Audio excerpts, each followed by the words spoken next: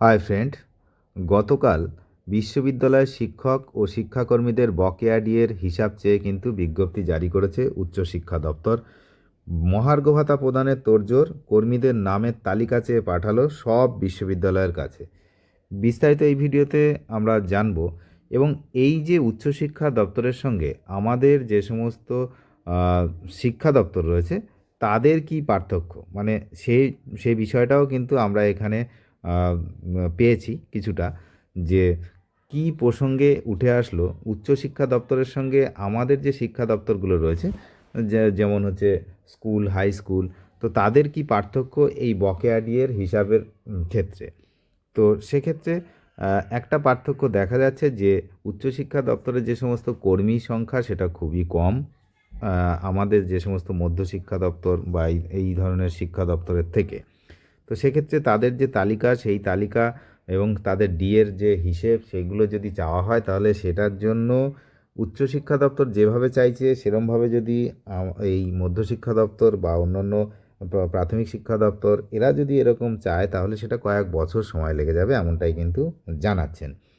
তো আপনারা জানেন যে সুপ্রিম কোর্টের নির্দেশ ছিল, তো বকেয়া যে মহার্ঘ ভাতা প্রদানের প্রক্রিয়া আরও এক ধাপ এগোলো উচ্চশিক্ষা দপ্তর। বিকাশ ভবন সূত্রের খবর, সোমবার অর্থাৎ গতকাল রাজ্যের সব সরকার পোষিত বিশ্ববিদ্যালয়ের কাছে কর্মরত শিক্ষক ও শিক্ষাকর্মীদের বিস্তারিত তথ্য চেয়ে পাঠিয়েছে উচ্চশিক্ষা দপ্তর। পাশাপাশি অবসরপ্রাপ্ত কর্মচারীদের তালিকাও চেয়ে পাঠানো হয়েছে বলে জানিয়েছে একটি বিশ্ববিদ্যালয়ের রেজিস্ট্রার, তিনি জানিয়েছেন। সুপ্রিম কোর্টের নির্দেশের পরেই বকেয়া মহার্ঘ ভাতা পাওয়ার আশায় ছিলেন স্কুল, কলেজ, বিশ্ববিদ্যালয়ের শিক্ষক শিক্ষাকর্মীরা। কিন্তু মাঝখানে কিছু জটিলতায় আশঙ্কা তৈরি হয়, আদৌ তারা মহার্ঘ ভাতা পাবেন কি না। এই নিয়ে গত 13ই মার্চ ধর্মঘটেও সামিল হন শিক্ষকদের একাংশ। তারপর বিকাশ ভবন সূত্রে খবর পাওয়া যায় যে রাজ্য অর্থ দপ্তরের তরফে একটি নির্দেশিকা দেওয়া হয়েছে। সেখানে বলা হয়েছিল সংশ্লিষ্ট দপ্তর স্থির করবে কোন পদ্ধতিতে বকেয়া মহার্ঘ ভাতা দেওয়া হবে, তারপরেই নড়েচড়ে বসে দপ্তর। ইতিমধ্যে স্কুল শিক্ষা দপ্তর সেই তালিকা তৈরির কাজ চালাচ্ছে। এর মধ্যেই এপ্রিল মাসের 1 তারিখে নবান্নে একটি বৈঠক হয়। উচ্চশিক্ষা দপ্তর থেকে তালিকা চেয়ে পাঠানোর আশায় আলো ছিলেন হচ্ছে শিক্ষকেরা, যে আশার আলো দেখছিলেন যে হ্যাঁ, উচ্চশিক্ষা দপ্তর থেকে তালিকা পাঠানো হবে। তবে প্রশ্ন, স্কুল শিক্ষকদের জন্য কাজ কতদূর এগিয়েছে, এটা হচ্ছে এখনকার সবসময় সবচেয়ে বড় প্রশ্ন। এই দিনই দপ্তর সূত্রে জানা গিয়েছে, যেহেতু 2016 জানুয়ারি থেকে 2019 সালের ডিসেম্বর পর্যন্ত বকেয়া মহার্ঘ ভাতা দেওয়া যেটা দেবে সেটা স্থির হয়েছে, তাই স্কুলের শিক্ষক ও শিক্ষাকর্মীদের তথ্য বাংলা শিক্ষা পোর্টাল IOSMS যেটা, সেখান থেকেই সংগ্রহ করে নিচ্ছে দপ্তর। সেই কাজ চলছে। তো কারণটা কি? কারণ হচ্ছে এত সংখ্যক যে ডেটা সেটা যদি পোর্টাল থেকে না নেওয়া হয় তাহলে কিন্তু এরকম ম্যানুয়ালি নিতে গেলে অনেক সময় লেগে যাবে। তো একজন রেজিস্ট্রার তিনি বলেছেন যে সবেমাত্র এই নির্দেশ পেয়েছি এই বিশ্ববিদ্যালয়ের ক্ষেত্রে। মহার্ঘ ভাতা দেওয়ার জন্য নামের তালিকা চেয়ে পাঠানো হয়েছে। আমাদের বিশ্ববিদ্যালয়ের পোর্টালেই সব কিছু রয়েছে। দপ্তর থেকে যেভাবে নামের তালিকা চেয়েছেন সেভাবেই পাঠিয়ে দেওয়া হবে। এই হলো বিষয়। তো ইতিমধ্যে তালিকা তৈরির কাজ শুরু হয়েছে উচ্চশিক্ষা দপ্তর। স্কুল শিক্ষা দপ্তর এ বিষয়ে উদ্যোগী হবে বলে আশা করছি আমরা। দ্রুত এই প্রক্রিয়া সম্পন্ন হোক, সেটা কিন্তু দপ্তরের দেখা উচিত।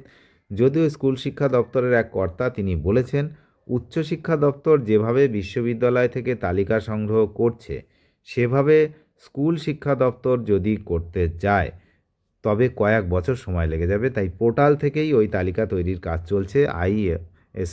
IOSMS যে পোর্টাল, সেই পোর্টাল থেকে কিন্তু এই শিক্ষা দপ্তরের কাজ, যে তথ্য সেটা নেওয়ার কাজ চলছে। কিন্তু উচ্চশিক্ষা দপ্তর যেমনটা করেছে, যে বিজ্ঞপ্তি জারি করেছে, প্রত্যেকটা সংশ্লিষ্ট কর্তৃপক্ষকে তথ্য চাওয়া হয়েছে, সেইভাবেই তথ্য দেওয়া হবে। এখন এই হলো বিষয়, যে দুটো শিক্ষা দপ্তর, উচ্চশিক্ষা দপ্তর, মধ্যশিক্ষা দপ্তর এবং প্রাথমিক শিক্ষা দপ্তরের কথা অনেকেই জিজ্ঞাসা করছিলেন, কিন্তু এই মুহূর্তে প্রাথমিক শিক্ষা দপ্তরের এই বিষয়ে কোনো উচ্চবাচ্য পাচ্ছি না আমরা। তারা হঠাৎ করে আবার একটা নোটিফিকেশান জারি করে ইন্টারভিউ নেওয়া শুরু করবে, এমনটা একটা বিজ্ঞপ্তি জারি করেছে এই সময়। তাতে কিন্তু অনেক যারা হচ্ছে ক্যান্ডিডেট তারা বিক্ষুব্ধ, মানে ক্ষুব্ধ হয়েছেন বিষয়টায়, যে না জানিয়ে হঠাৎ করে একটা ইন্টারভিউয়ের ডেট দিয়ে দেওয়া হয়েছে, এরকম একটা খবর আমরা পাচ্ছি। তো যাই হোক, প্রাথমিক শিক্ষা দপ্তরের কিন্তু ক্ষেত্রে এই কোনো বিষয় আমরা কিন্তু পাচ্ছি না। এখন দেখা যাক যে প্রাথমিক শিক্ষা দপ্তর কবে কোনো বিজ্ঞপ্তি প্রকাশ করে, কারণ তাদের থেকে কিন্তু এখনও পর্যন্ত আমরা কোনো কিছু আপডেট পাচ্ছি না। তো সেদিকে আমরা নজর রাখছি, আপনারা নজর রাখুন। চ্যানেলে যারা নতুন তারা নিয়মিত আপডেট পেতে অবশ্যই চ্যানেলটিকে সাবস্ক্রাইব করে সঙ্গে থাকবেন। ধন্যবাদ।